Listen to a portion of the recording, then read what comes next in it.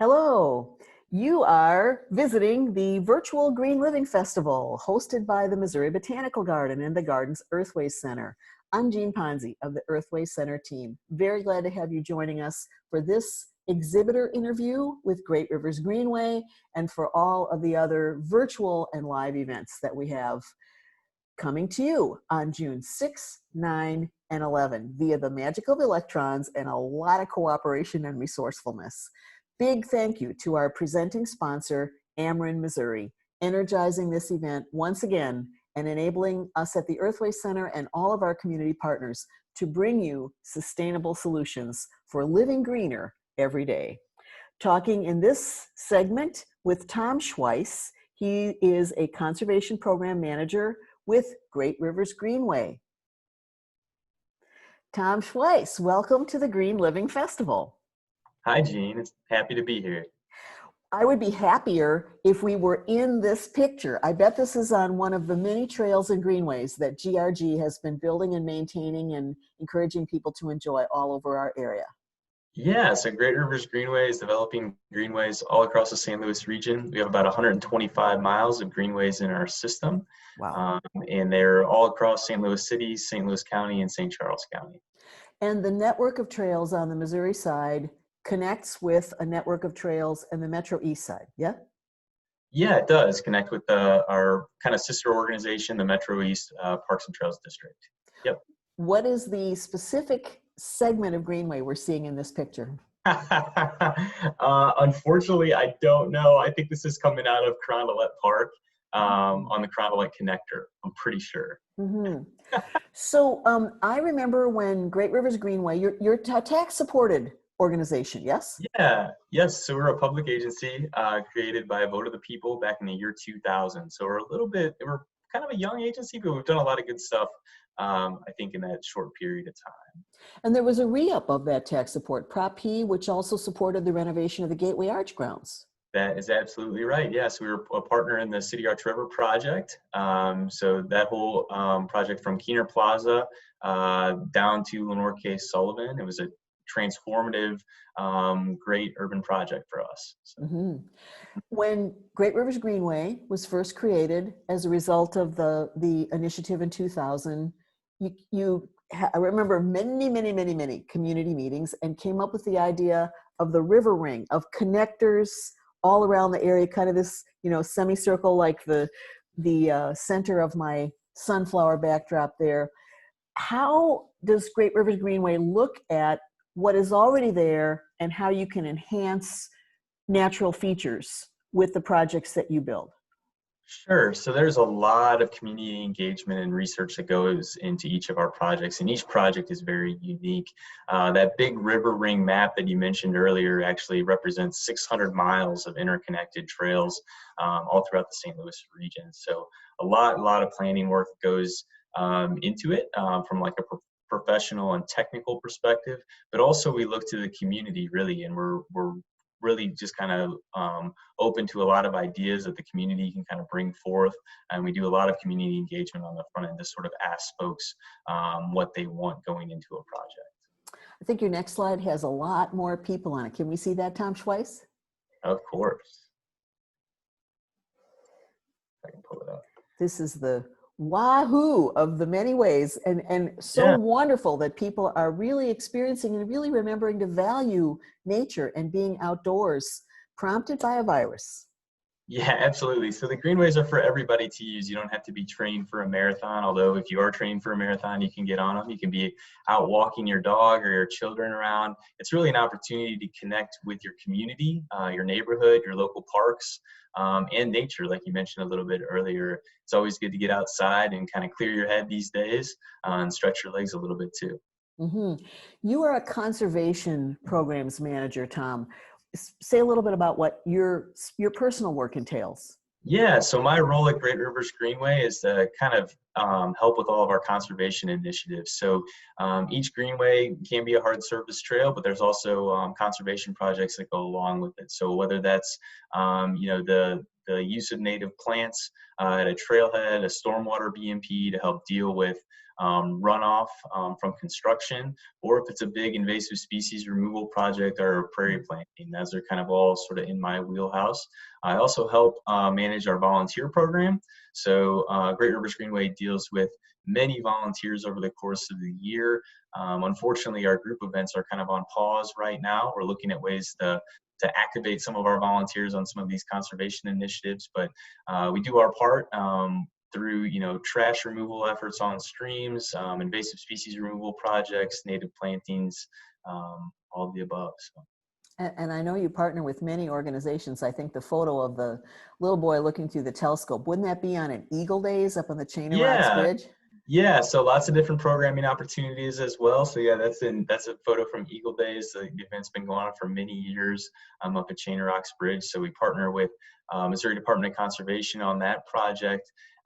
There are too many partners to name in a 30-minute interview. We partner with many different agencies, including Missouri Botanical Garden. So yeah, we're proud to do that, especially in our Biodiverse City St. Louis initiative.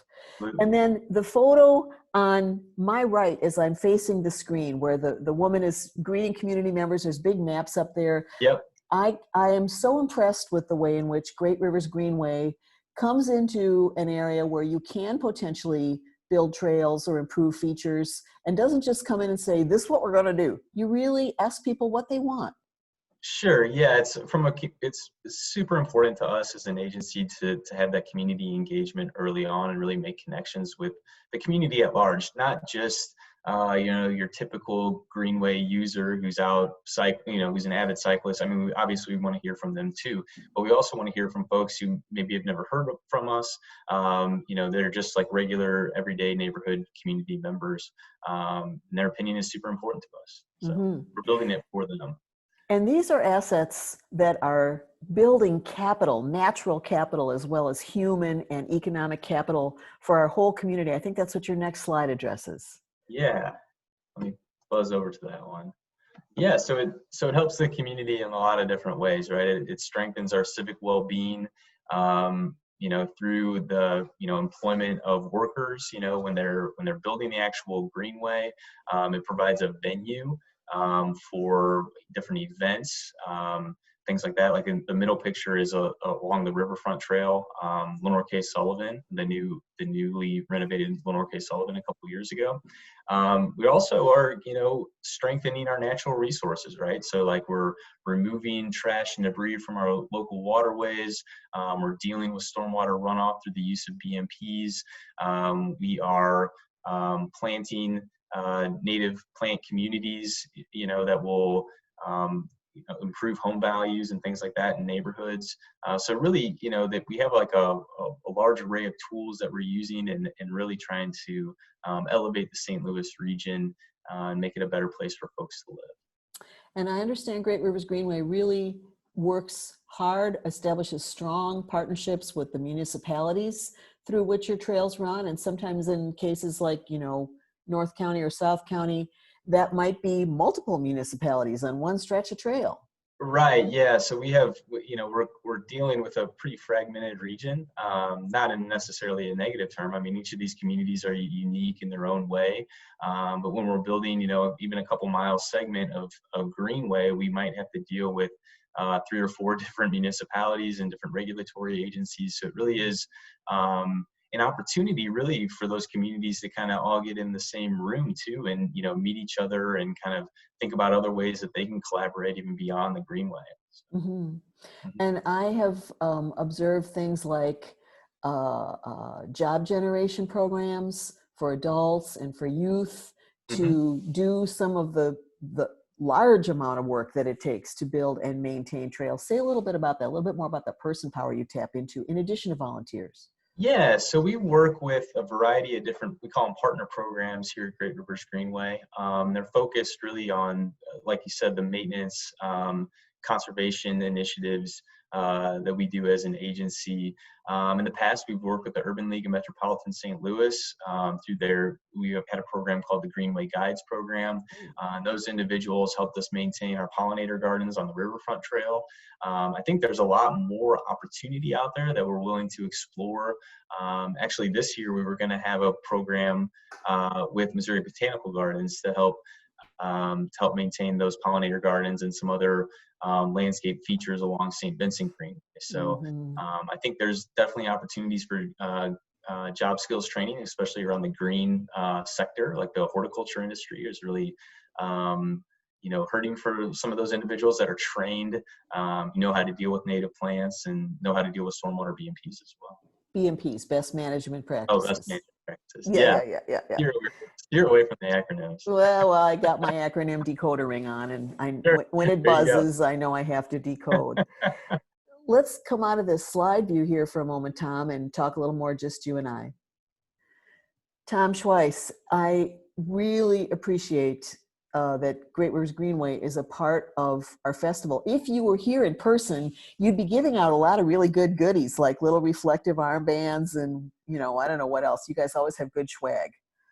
Yeah, we've got the armbands, we've got the water bottles, our typical array. The slab bracelets, I feel like, are pretty popular. Folks really like those. So. Especially since they reflect when you're riding on a bicycle. Right. What kinds of things has GRG observed? And probably, I bet you are gathering some data about that, about use on the trails and greenways since people have had to modify how we get around and what we do. Yeah, so we do have trail counters, I think about 14 of them throughout our system that monitor usage. They're not like taking video of folks, but they do count people as they pass by. They can tell the difference between a walker and somebody who's on a bicycle. We have noticed, even on these like kind of cloudy, dreary days, we're back to sunshine now, but a few weeks ago when it was cooler and cloudy and sometimes rainy, we have noticed a trend upward this year that we hadn't noticed in years past. So folks are definitely, I think, using the greenways to kind of get outside, to kind of clear their head. It's an unusual time for everybody, obviously, and I think that the greenways can be a place of solace for folks. Mm-hmm. And as we move forward through COVID, as we move forward through efforts in our community to really build equity and to build inclusion around many different parts of the community, do you want to say a little bit about some key ways that Great Rivers Greenway works to make that happen in connection to nature? Yeah, I think for us, it's like it's creating those connections, between neighborhoods, helping folks get outside and providing a venue for people to meet each other. It's also providing a venue for people who maybe hadn't explored a particular neighborhood to get into those communities. We're really kind of focused on, like you mentioned the word equity. We are focused on elevating conservation and nature in areas that maybe haven't had the type of resources to make that happen in their communities. So that's a goal for us for sure. Mm-hmm. And do you think are you exploring looking at reviving some volunteer work opportunities later in the summer? Yeah, so we're working with our partners right now to kind of determine the best way to go about opening up those volunteer opportunities and ensuring that everybody can still remain safe. Mm-hmm. I think in the near future, we're probably going to be able to roll out some opportunities for individuals to go out on their own, to help pick up trash or maybe do some honeysuckle removal, things like that. But our big group events are going to be changed up this year quite a bit. I will plug the Open Space Council's Operation Clean Stream event. We're a partner on that event that's coming up in August, and that's going to see a little bit of change from what we've done traditionally. There'll be some smaller group sizes, just kind of trying to keep everybody safe. So there won't be a picnic this year, unfortunately. What are the dates for Operation Clean Stream? Ooh, I want to say it's the 24th this year, but don't hold me to that. Okay, it's usually kind of the latter part of August. It's before school really, is fully in session. Mm-hmm. Yeah.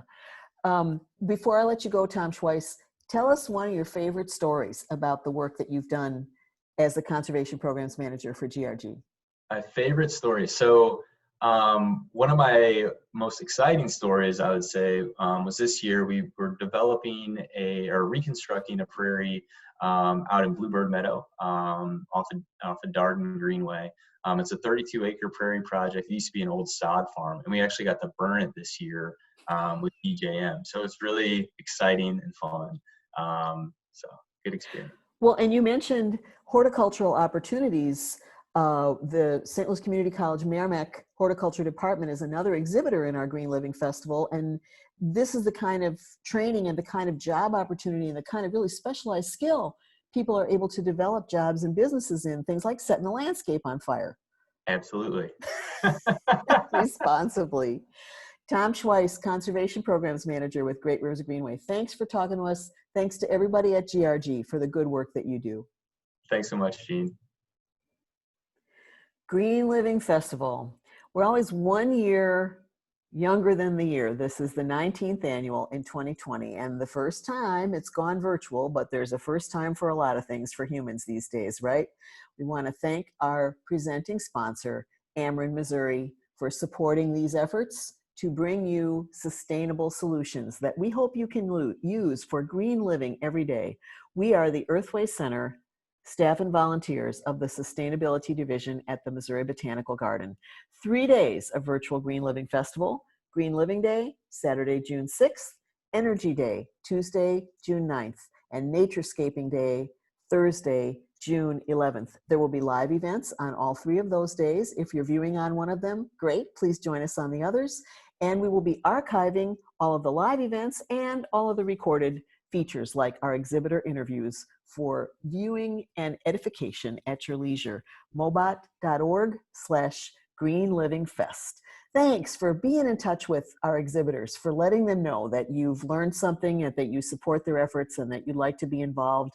And you can always let us know at our Green Resources Information Service, greenresources@mobot.org, if there's something else that we can do for you or if you learned something from us. We trust that that is the case. I'm Jean Ponzi. Thanks for the green things you do.